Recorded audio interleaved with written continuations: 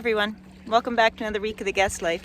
This week has been a pretty gloomy one. I'm not going to complain about it. We've had kind of a dry summer, lots of forest fires, but we only had really one nice day, and I had full attempts to take the kids boating. I brought the boat from the beach to the dock, parked it, but I ended up getting carried away. We did some outside staining, which was the only day we could do it because it's been kind of dreary and rainy the other days. It seems to be cooling down earlier this year. I don't know, for the beginning of August, it feels chilly at nighttime. I have to put on my house coat to visit John out on the deck when he gets home, and more leaves seem to be turning yellow. I don't know, I feel like the whole season kind of shifted this year. I'd almost argue the last few years it's kind of been shifting. Usually March is like sun tanning on your Bravos and sledding in bunny hugs, and that seems to have almost been pushed to April the last few years. And in this year in particular, May and June was really warm. That was almost like our July and August. Oh, now it's starting to drizzle again on me. And now we're just in the beginning of August and it just feels September-y. I don't know if anybody else agrees with me, but definitely seems like that out here. It was quite rainy yesterday, and that was totally fine because we had an appointment booked in PA for an eye appointment for my eldest daughter. So the kids and I jumped in with John in the morning, scooted to PA, and then we came out last night. It was pretty rough coming last night. Grandma, cover your ears. I don't know, I was a little nervous, but John is super confident in boating and I trust him in our lives completely. So we weren't in any danger by any means, but I don't know, I just don't like wind and waves. I'm fine. Yes, hello. I'm fine if it's just John and myself. I actually really like adventures, like getting stuck in the middle of the lake in slush, or off-roading a little intensely, or going boating in crazy waves. But since I've become a mother, doing that with kids is a completely different experience, because all of a sudden your mind starts racing to the crazy things and I'm thinking, okay, how am I going to swim with all of these kids? It wasn't that bad, but definitely a windy boat ride. I think it was gusting to 44, 45, and it was getting a little bit dark. And when the waves are coming right at us, it's pretty rough. When they're coming kind of sideways at a 45-degree angle, it's not that bad, but coming right at us, you'll usually get like 3 big swells in a row, and then you'll be okay for a while, and then another big 3 will come. I don't know, it's just a pattern, it seems to happen. So we didn't get out here until like 10 o'clock at night, fed the kids a ridiculously late supper, and put them to bed. I'm actually feeling quite drained after yesterday. I know that must sound pretty silly, but going to the city takes a lot out of me. I've been having a harder time going to the city. Like, it's usually not a very pleasant experience for me, but I've been ending up with migraines and bad tummy aches, and I don't know, it's just not for me. I know that must seem so weird for some people. There's probably a large group of people out there that think I'm absolutely nuts for living out here in the middle of nowhere with no human contact and being so secluded. But on the flip side of it, being in the city and around people and driving and just having that hustle and bustle, I can't do it. I don't know. It just panics me. Maybe some people, if they were like set off into the middle of nowhere, would have a panic attack. That's how I am if you set me into the middle of somewhere.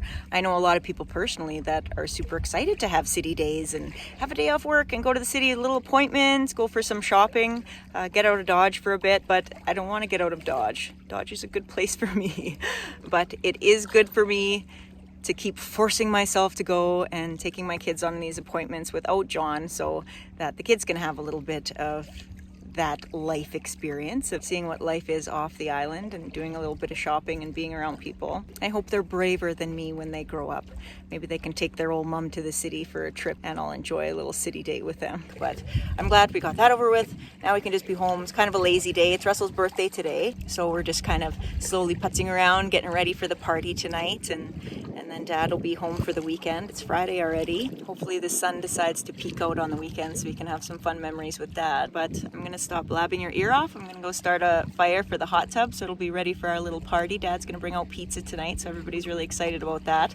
Not very often we get restaurant food, and only a couple more days until uploading day, so see what we get up to. Don't have any really crazy plans, but we'll see. The raspberries on the island are just absolutely amazing this year. All the way behind me, it's like we have a gigantic field of raspberries we never did before. We cleared out a bit, and Mother Nature just seems to have been taking over with raspberry bushes, which I'm not going to complain about. It's so hard to stop picking, but kids are screaming at me. The hot tub is apparently overflowing. I'm filling it up because it's Russell's birthday, and he absolutely loves swimming in the hot tub. He got himself a new little Sea-Doo toy yesterday when we went to the city. So he's excited to play with that. So I better go deal with that, start the fire so it can start warming up and continue on with my day. All of my trees that are close to the house are slowly starting to get snap, snap, snap till I can't reach them. This grandfather's beard, we call it, is the best thing to start fire with, that and birch bark. Up north, it is not hard to start fires, even if it's wet.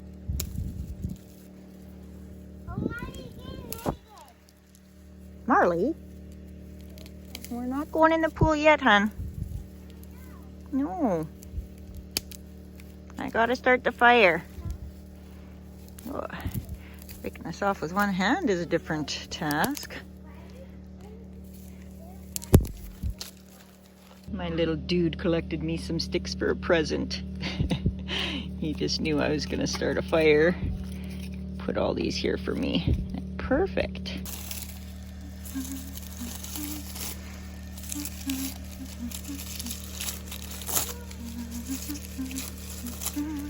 Somebody likes her present from the city.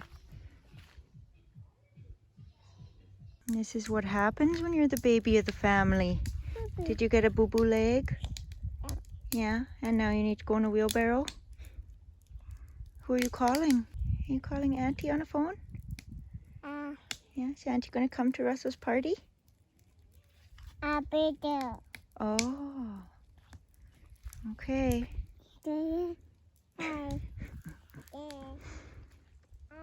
Sun's starting to peek out after a really gloomy, rainy morning. Everybody's just been lazy inside and sleeping in. I'm just headed down to go do a load of laundry.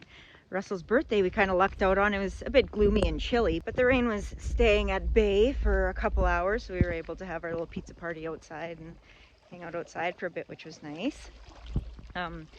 We were all kind of visiting up by the fire pit and we heard a whole bunch of loons calling. So the kids came down and they're like, oh, look out, look out. And we followed them. And there was 11 loons out here just singing and dancing away and diving under and playing all around. They were being absolutely nuts. I don't know if that's a fall time thing. They're getting ready to go south, or I don't know what that was all about. There's 9 over there and then there's 2 over there. Somewhere. Oh, another one popped up. I think that's the one that was right there. They're chatting. Singing a song. Yeah. Maybe they're singing happy birthday to you, Russell. Yeah.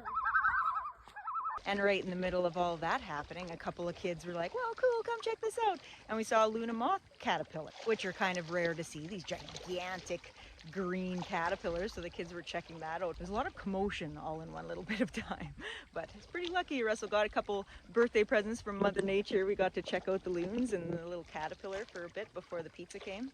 And when the water ends up looking like this, I get the pleasure of doing the same load of laundry twice. Good old summertime and dirty little kids.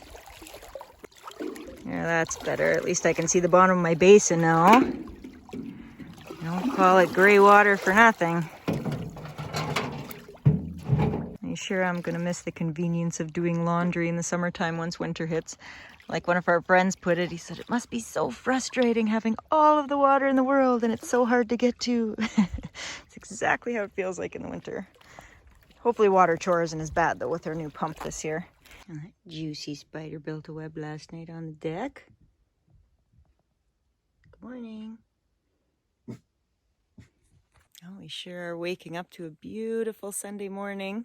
Just a few more hours until I have to have this video up online. So I'm going to go feed these fur babies first, human babies second, and then go enjoy our day. Have a great week, everybody. Bye.